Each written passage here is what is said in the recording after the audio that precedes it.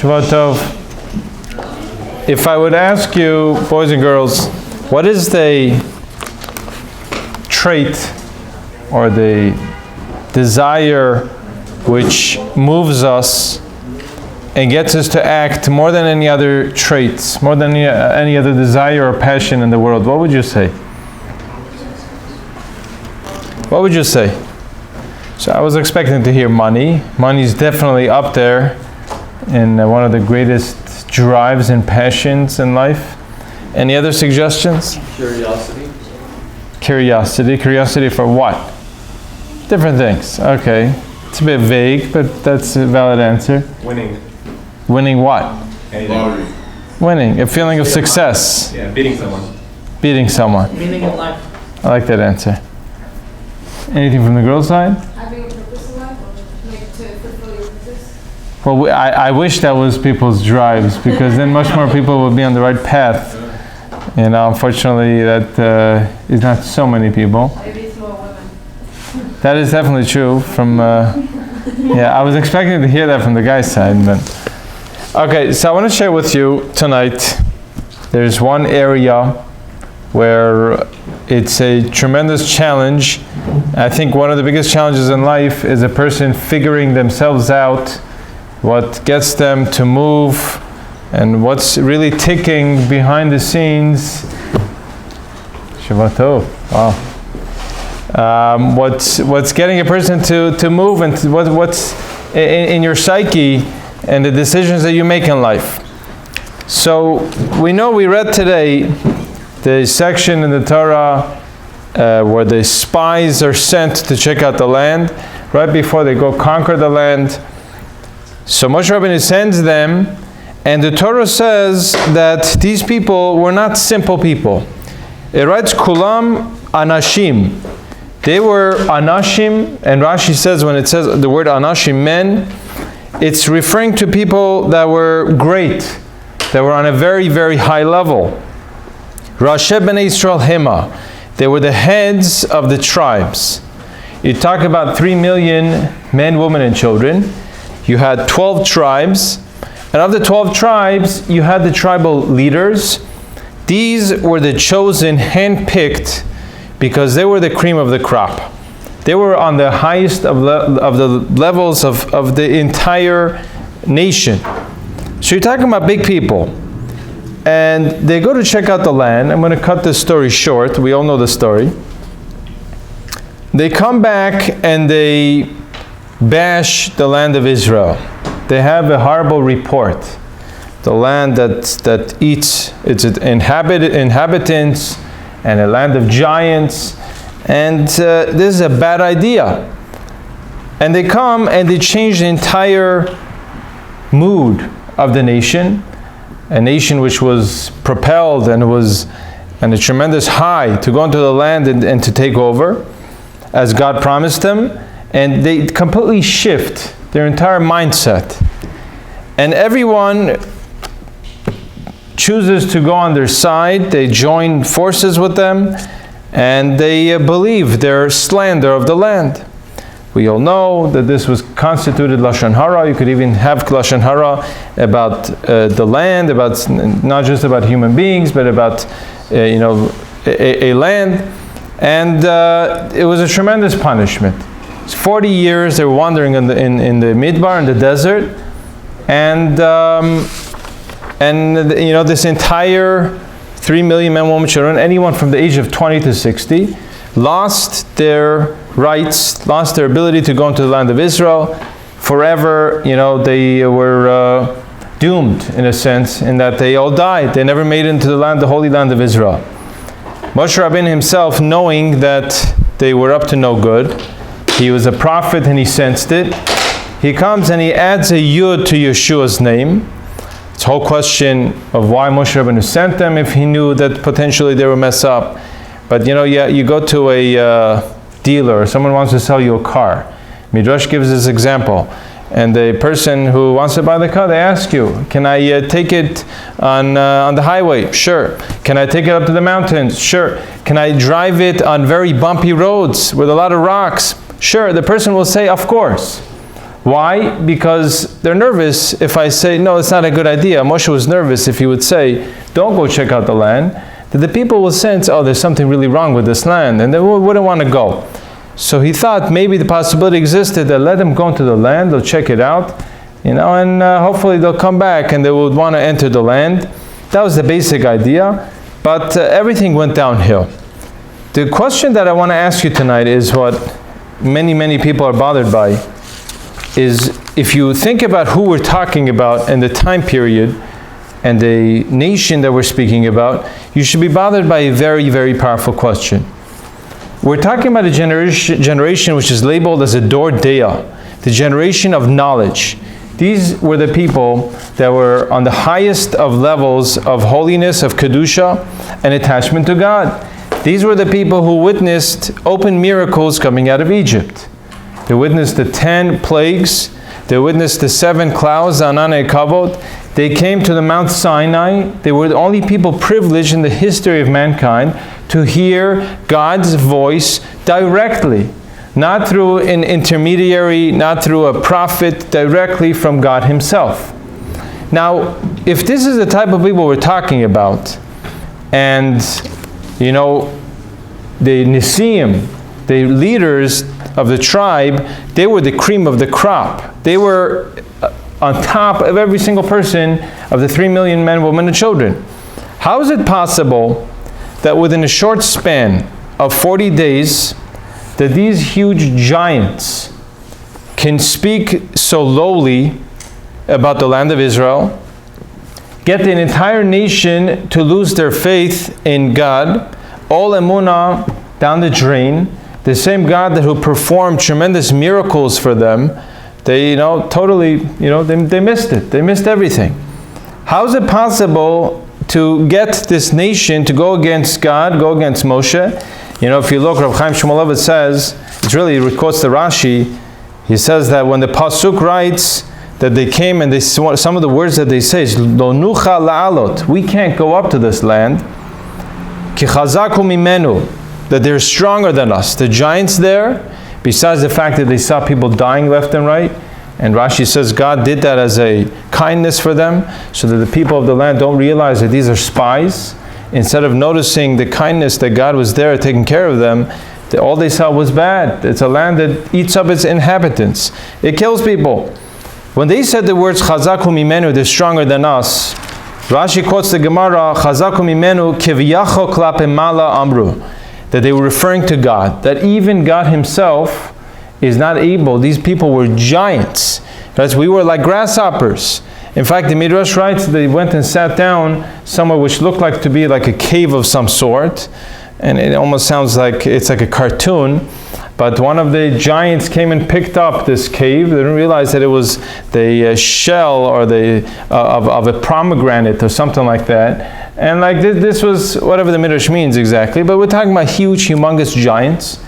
So they came to the point that they said that it's too much for God. Granted, God was able to take us out of Egypt and do all the miracles He did, but this is too much for Him to be able to handle. And they became labeled as kofrim, that in this short span of 40 days, they went from the level of being the tribal leaders, the Nisim, to people that are so lowly that they lost their share in Olam Haba. And I think the question that begs to be asked is, how is it possible such great people in such a short span of 40 days to go from the highest of levels to rock bottom, to be labeled as kofrim, as full-fledged heretics and deniers of God's power? And what makes the question even stronger is that the Ramban writes that if you look at the verses, when it lists these 12 people who went, these tribal leaders, it lists them in order of importance. If you look at the list, what number is Yeshua on the list? I don't expect people to know offhand. He's number 5. Kalev is number 3. You think about who Yeshua was. We say Moshe Kibel Torah Sinai Umsara Yeshua. Moshe accepted, he received the Torah from Sinai. He passed it down to who? None other than Yeshua. Yeshua was the successor of Moshe Rabbeinu. He brought the nation into the land of Israel. He was holy stuff. He was labeled as one of the prophets. To reach a level of prophecy is not a simple thing to do. A person has to reach a very high level of perfection to get a prophecy from God. He was worthy of, even at some point in history, that the sun stopped. He was able to get the sun to stop for several hours and not move, for the sun not to set, in order so that he could accomplish what he wanted to accomplish. Yeshua ben Nun was one of the greatest prophets, greatest people in our nation's history. And he was only number 5 on the list. That means you had 4 people that were on top of him, including Kalev and 3 other people, that were greater than even Yeshua ben Nun. And the question that begs to be asked is, how is it possible? How could it be that these people that were so great, in 40 days, they go from the highest of levels to the point that they're ready to speak negatively about the land of Israel, and to even say that God does not have the power to be able to defeat these giants? Now, I usually don't do this, but I think it's worthy of reading this, because I would like to learn Musar with you tonight. The Mesillat Yesharim, I've quoted him many times, The Path of the Just, Rabbi Moshe Chaim Luzzatto. He was one of the greatest Sephardi rabbis to live in the past 500 years. He died a tragic death early, right before his 40th birthday. He was a Kabbalist beyond comprehension. And in the 11th chapter of his famous book, The Path of the Just, he talks about the different drives in human beings. And he says the following scary lines. He says that greater than the drive for money and greater than the drive for physical pleasures is something which Amiel, I think, alluded to, is a drive for kavod, a drive for honor. Now you're going to think, what does honor have to do with me? We're not really driven by honor. But let's see what the Mesillat Yesharim has to say. Again, these words were written through prophecy. Mesillat Yesharim was a tremendous sage. And listen to the words that he says and see the application to our lives. He says that a person could conquer, by the 11th chapter, he's talking about the trait of cleanliness, that you're a pretty clean person. He says a person is possible that they conquer the Yetzer Hara, the evil inclination for money. That means their lives are not driven completely for the sake of money or for the sake of physical pleasures. He says, however, the desire for honor is the hardest one. It pushes a person, it's tremendous test. He says it's impossible for a person to see himself any less than his friends. Whatever age period you find yourself in, whether you're in 20s, 30s, 40s, 50s, it never ends. It's impossible for you to see yourself lower than other people. And about this, many people have fallen for this trap, and they were lost forever. And he'll give some examples before his application to what we're discussing. He says as follows, where the line he says, again he repeats, the kavod, the desire for honor, it pushes a person's heart. This drive is greater than any other drive, any other passion in the world. Velule zeh, if a person did not have this drive for honor, look what he writes. Kvar hayadam mitratze lecho ma sheyuchal. You'd be happy eating basic foods. You wouldn't need to have the fanciest of foods. To dress, clothing, the most simple clothing. Nothing fancy. You don't necessarily need to dress with the styles and the fashions and what's in, the trends of society. You wouldn't have to follow it. Dress very simple. Everyone would be walking around like the Chavetz Chaim. Very simple clothing. I'm not talking about clothing which are dirty. I'm talking about very simple. Nothing flashy, nothing fancy. And they'll be happy living in a house which will just shelter them. It would save you from the rain and from the snow. You wouldn't necessarily need to have 6-7 bedrooms. You wouldn't necessarily need to have 5 bathrooms and 5 showers. You wouldn't need to have the playroom. You wouldn't need to have a huge backyard. You wouldn't need to have the swimming pool. You wouldn't need all these things. You'd be very happy with a very basic house. Vaya parnasata kalalov. And his parnasa would be easy to come by. What does it mean, easy to come by? Parnasa is never easy. He explains. A person would not need to have such a tremendous focus on becoming wealthy, becoming rich. He writes the entire reason why people are so driven in business to make more and more money. Although they make decent money, and they make decent money, they work longer hours. And they neglect all the important things in life. They neglect their family, neglect their wife, neglect their kids, which anybody you ask, what's the most important thing in your life, they would say your kids, but they don't live life according to that standard. They get sucked in. And then big time they get sucked into this trap of making money, of business. He writes the source, the root of this drive is shilbilti re'od atzmo shafal upachad merav. It's because it's impossible for you to see yourself any lower than your friends, than your neighbors.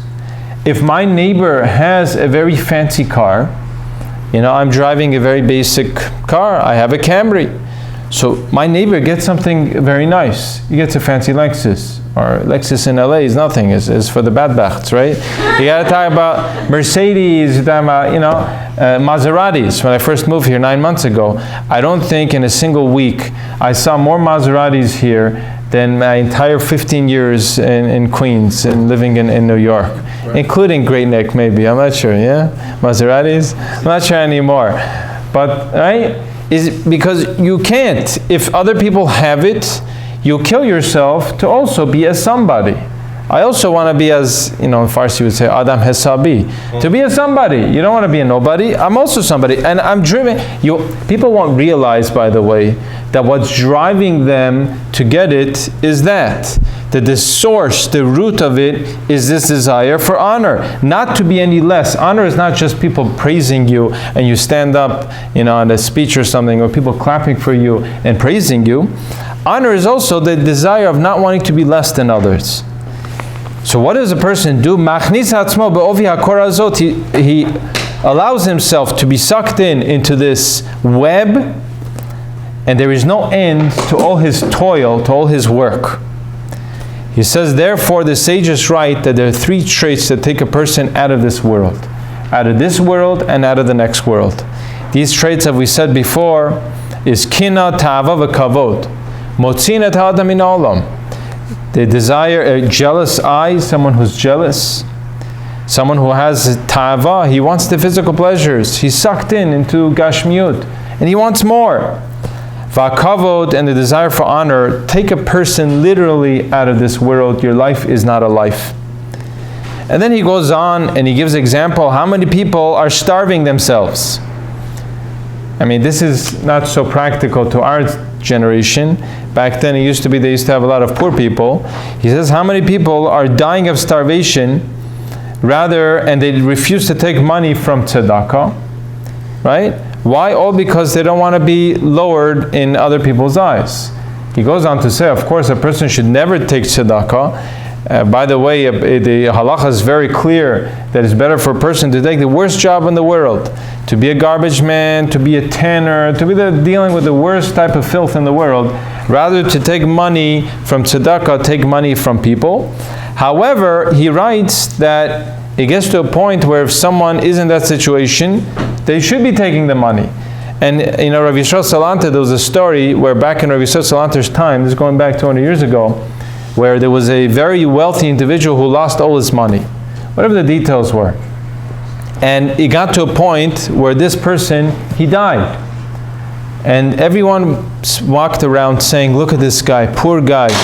He died of starvation. He didn't have enough money to put food on the table. He died of starvation. Rabbi Yisrael Salanter said to his students, you have it all wrong. He didn't die of starvation. He died because of a desire for honor.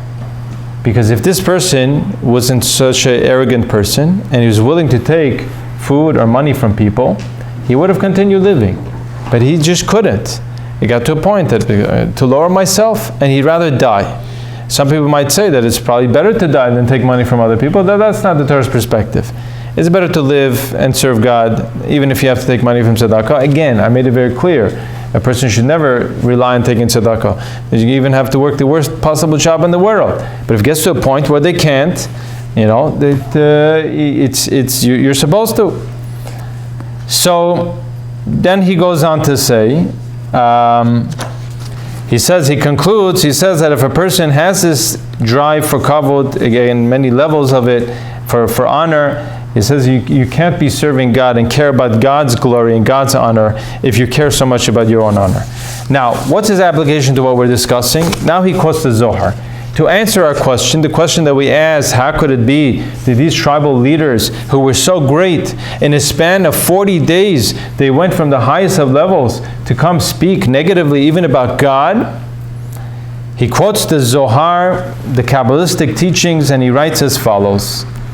He says that the entire reason why these leaders messed up and they failed is because they had this drive on some level, must have been on a small level, for honor. What's the honor?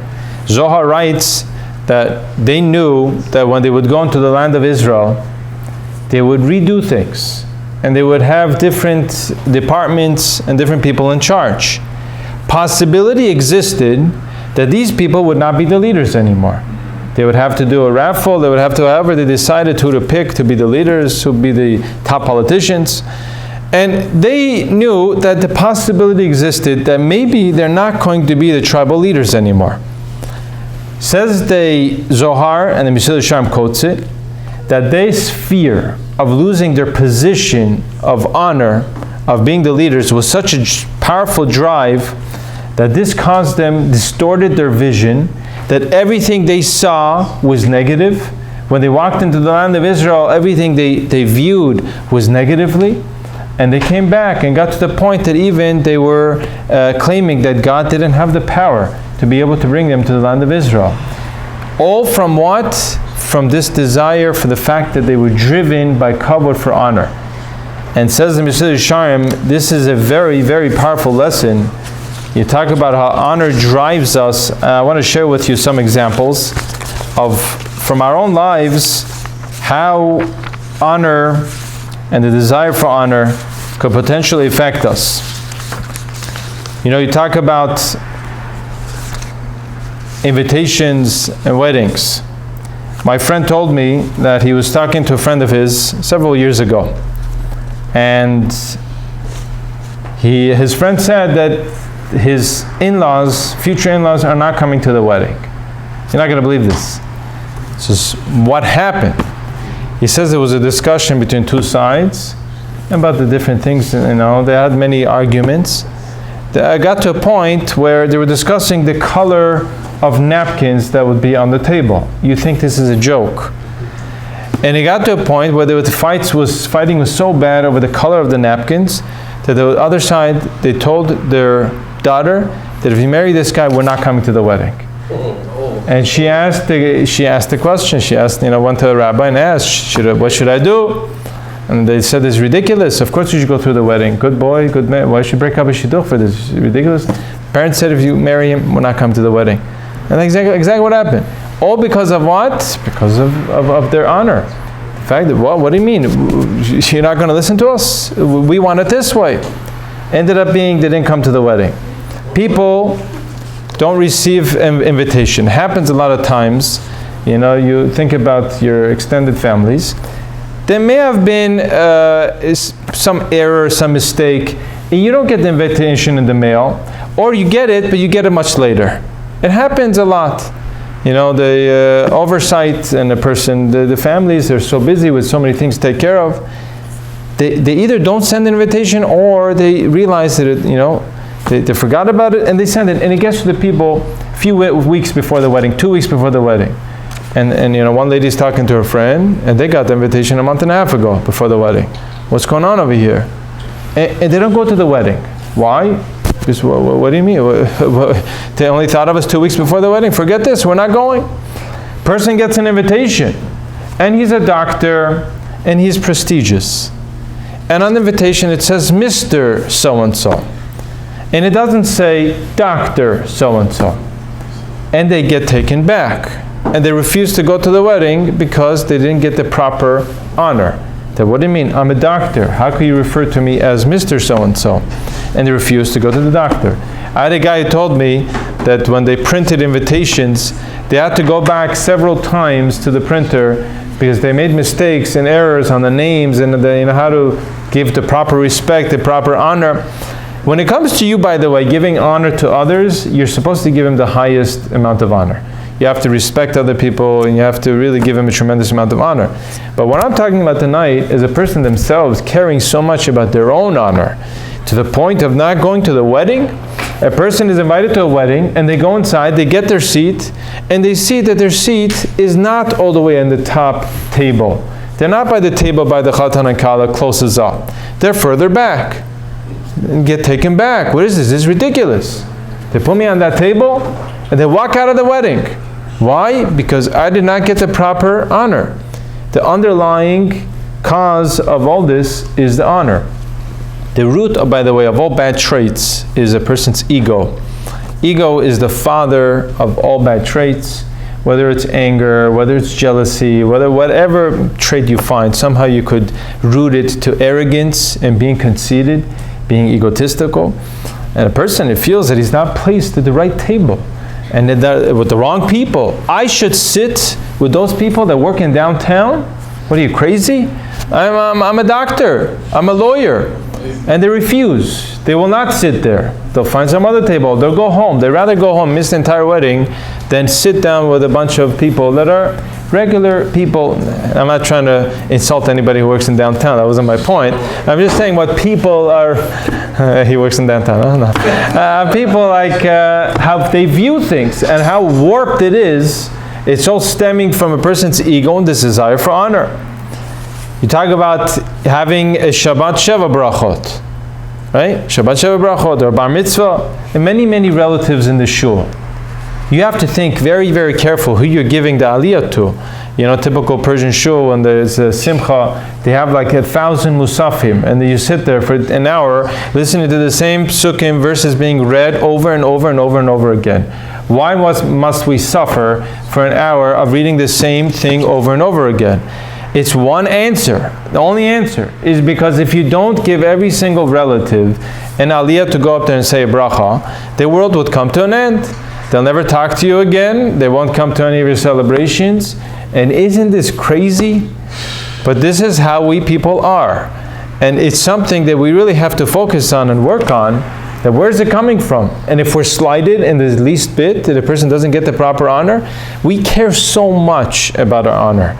Beyond anything else, you care about your honor and people respecting you and validating you. If you feel any sense of not being validated, forget it.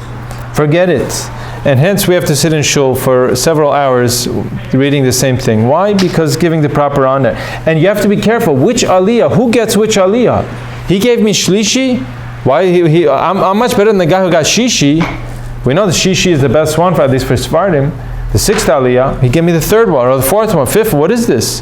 Why didn't I get the sixth one? You think it's a joke, but there are people who actually live like that in their lives, and they care so much about their honor. Talk about fancy cars. I said this story before. It's worth repeating. There's one of my friend rabbis. He was talking to a guy. A guy lost all his money in the crash 7 years ago. 8 years ago. And he gave him a ride to his house. He pulls up and he sees there's a brand new fancy Mercedes in his driveway. And he says, I'm sorry, it was bothering him the whole time. I was talking to him, why is there a fancy Mercedes? He said, I'm trying to be down l'chav zchut, judge you favorably, but if you're having so much trouble and you're not even able to make enough money to pay your mortgage, why is that your Mercedes? Like, yeah, it's my Mercedes. Why do you have a new Mercedes in your driveway? He says, what do you want me to do? It's my wife. I said, what do you mean? He says his wife threatened him that if he does not get her a Mercedes, she's going to leave. She's not going to stay in the marriage. Literally, she was going to leave. She wanted a divorce. Now you think about this, besides the fact that this relationship obviously is all, it's such a messed up relationship. This is what the marriage means to you. One stupid thing, you're really ready to leave, but it might not be so stupid. Because if you lived your whole life with a certain standard, with a certain car, and people, your friends, all have nice Mercedes, and now my husband doesn't have money, he crashed, but what do you mean? This is my kavod, this is my honor. You can't live, you're not able to live, literally live, by other people seeing you driving a Corolla, or driving a Camry. You'd rather kill yourself, you'd rather get a divorce. And you'll put your husband through Gehenna just so that he works out. I don't care what you have to do. I don't care even if you have to work 2 jobs and work 18 hours a day, as long as I have the Mercedes in my driveway. Because when I drive around and I go to the store, and I go to the gym, all my friends are going to see me. And they cannot see me. It's life or death if they would see me in some car that's not befitting for me and my standards. You think these are fake stories? These are real stories. These are people that are actually living their life like that. You think about, even this applies, by the way, in learning also. In many years in yeshiva people so nervous about asking questions. In this religion, unlike Christianity where they ban any questions, you're taken over by the devil if you ask questions. We say ask questions. We like people to ask questions to get clarity in this religion. How many people are so nervous to ask questions because maybe it's a dumb question, and they're willing to forego clarity in a certain topic and growth? All why? Because maybe it's a dumb question. What are people going to think about me? And we do the craziest things and don't do things which help our growth, all because what? What are people going to think about me? People live their lives like that. What are people going to think about me? I remember back in yeshiva, there was a guy, one of the guys in the age group that was dating. I overheard him in the dorm. He was talking to one other guy. I don't know what I was doing. I was brushing, flossing, wherever I was. And I overheard him saying the following thing.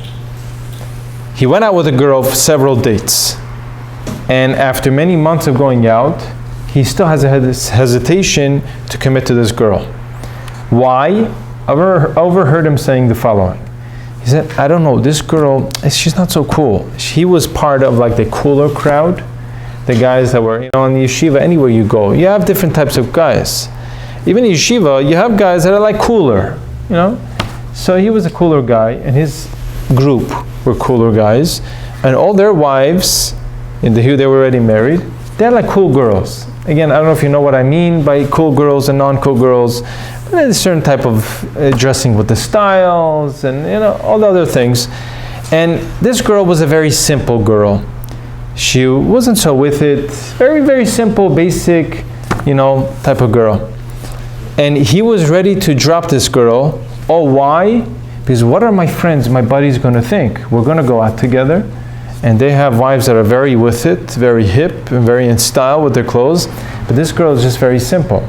And he couldn't tolerate it. Can you imagine? Ready to drop a girl, the biggest life decision you'll ever make. And everything's dependent on that decision. Your children, your happiness, your future, your life in this world and the next world, all your wife. And you're ready to drop her. Oh, why? Because what are my friends going to think about her? Maybe she's not cool enough. Maybe she's not hip enough. This, again, is all from kavod, the honor. When people think about me.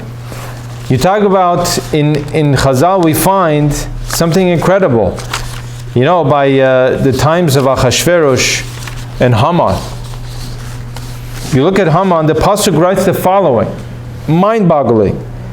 The Haman says, "V'choze einenu shavali." All this honor, all this prestige that I have, means nothing to me. Whenever I see Mordechai, he got fuming mad. He got angry. Yoshev B'Shar Melech, that he would see Mordechai, he would get fuming mad. All this honor is worthless to me. Now, why? Every single person in all the provinces, in all the countries of 127 countries that Achashverosh ruled, Haman was the right-hand man. Haman was the top. He was right under Achashverosh. Anyone who saw Haman, there was a rule and a command that you have to bow down to him. You have to give him a tremendous amount of respect and honor. There was one person who did not give Haman the proper honor, didn't bow down to him. And as we know from the Megillah, it was Mordechai. And Rabbi Chaim Luzzatto says, you think about this, mind-boggling. Here you have this Haman, who's the leader, the ruler of 127 countries. You have thousands upon millions of people bowing down to him and giving him utmost respect and honor you can't imagine. There's one person, there's one dirty rabbi who's there in the Shar HaMelech. He was there, who sits by the gate, he's learning Torah non-stop. He doesn't bow down to me. The words he says, Kol ze einenu shavali. He was eating himself up. He couldn't handle it. There's one person not giving the proper kavod. And Rabbi Chaim Luzzatto says that if a person is driven by kavod, by honor, that he gets to that point. That if even one little thing, one little kavod lacking from your life, you can't handle it. That was Haman. His whole life was not a life. You talk about another example. I had someone in New York who told me that he knew he was involved in the real estate business and as a broker.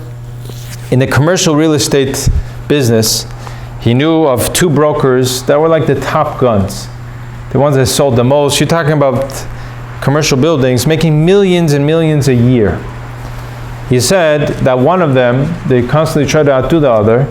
He said it was in the process of losing thousands of dollars from a deal or from something, just to be able to be the one who does the sale, even if he doesn't get a penny out of it, just to outdo the other guy and be ahead of him that he did the sale, that he has more sales that year. Not making more money than him. Not just the fact that I'm on top, that I'm better than you, to outdo the other guy, to have more respect, have more honor. You see time and time again, all the politicians and everything they're driven by. Where's the source, the root? Is all out of honor, out of respect. And I last example, I remember I had somebody I knew many years ago who used to come to the synagogue and for a while didn't come. And I only realized discovered after, that however I found out, that he stopped coming for several weeks because one Shabbat he came, I didn't greet him the same way. There was a lot going on. I said hi to him quickly, but I didn't spend the usual 3-4 minutes of greeting him properly and giving him the proper respect. And because of that, he was insulted and he didn't come to shul for the next 3-4 weeks because he's on strike. You know, the rabbi didn't give me the proper honor. How sensitive we are, and again I mentioned, you have to give the proper honor to everyone else. You have to go out of your way to give an exceeding amount of honor, something which is abnormal. But ourselves, in our own lives, you have to see the areas where, what's making you tick? Is my decisions in life and how to dress and what to buy and how much I'm working in business. You talk about people that are multimillionaires, have a lot of money, and you see that they're waking up early in the morning and working many hours in the day. Oh, why? To increase their wealth. What are you doing? Just take a chill pill, go on a vacation, go to Hawaii, go somewhere and have a good time. What's driving you? What's the matter? What's wrong with you? It's this drive to want to be greater, to want to have more kavod, more honor. And it's such a powerful drive, as the Mesillat Yesharim says, is the greatest of the drives. And we have to be careful in our own lives to try to think of the areas where perhaps maybe we are driven by this trait of honor. If the Mesillat Yesharim says that everybody has this, again, many different levels, is something to work on. How do you work on it? Working on humility, working on this purpose of life, and working on musar and all the things that I'm preaching. Why? Because you'll be driven by kavod. Everything you'll do is for the sake of kavod. Not for the sake of being greater, for the sake of amassing more wealth. And as he said, what's driving people to want to have these fancy houses and more and more and more is all stemming from the drive of kavod. And if we are in some area where our family members don't give us the proper respect and don't have your name on the invitation, or the invitation comes late, to just suck it in and let it go. Don't make a big deal about it. So they didn't respect me properly, so let it go. A truly humble person will not take these things to heart. Moshe Rabbeinu never made a big deal when anyone insulted him. Of course, it's a very lofty level, Moshe Rabbeinu. But we have to see in life and look at the families, look at the people in your extended families, how they act at weddings and what some of the things they say. and say, oh, that's what Vosoghi is talking about. And I want to stay far away from that, because that type of life is not a life. You'll never be happy. If you're driven by this trait of kavod, of honor, you'll never be happy, because you want more and more of it, and there's no end to the extent of people respecting and honoring you, because you always find some area where you feel like slighted. God should help us that we should all live our lives as humble people and not be driven so much about what other people think. And a lot of people even miss out on many opportunities for spirituality, all because of what people think. What are people going to think about me if I go to this class? What are people going to think about me if I do this mitzvah? And all what people think about me. And sometimes it bothers me so much. Who cares what people think about you? Just forget about it. But we're so like, I can't handle it. I can't deal with it. What are people going to think about me, and how are they going to label me? Hashem should help us that we should be more focused in the right path and stay far away from the bad traits. Amen.